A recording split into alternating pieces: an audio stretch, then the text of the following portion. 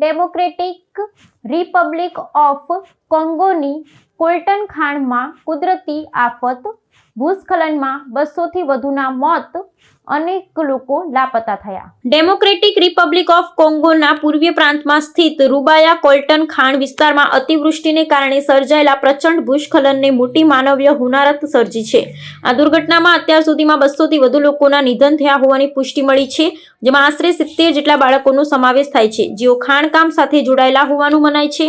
ભારે કાદવ અને પથ્થરોની નીચે દબાઈ જવાથી મોટી સંખ્યામાં લોકો લાપતા બન્યા છે, જેને પગલે મૃત્યુઆંક હજુ પણ ઊંચો જવાની ભીતિ સેવાઈ રહી છે.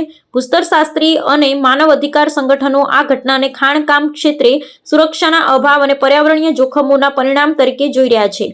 રૂબાયાની ખાણો વૈશ્વિક સ્તરે ઇલેક્ટ્રોનિક ઉપકરણોમાં વપરાતા કોલ્ટન ધાતુ માટે અત્યંત મહત્વની છે, પરંતુ ત્યાં કાર્યરત મજૂરો અત્યંત જોખમી અને અસુરક્ષિત પરિસ્થિતિમાં કામ કરવા મજબૂર હોય છે. આ કરુણિકાએ આફ્રિકન રાષ્ટ્રોમાં ખાણકામની પદ્ધતિઓ અને શ્રમિકોના જીવનના અધિકાર પર ફરી એકવાર આંતરરાષ્ટ્રીય સ્તરે ગંભીર ચર્ચાઓ જગાવી છે.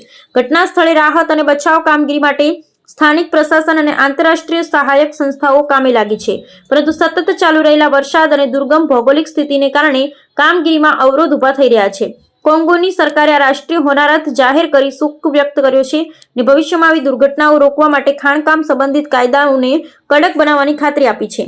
હાલમાં ઈજાગ્રસ્તોને નજીકની હોસ્પિટલમાં ખસેડવામાં આવ્યા છે અને અસરગ્રસ્ત પરિવારોને સહાય પહોંચાડવાની તજવીજ હાથ ધરાઈ છે.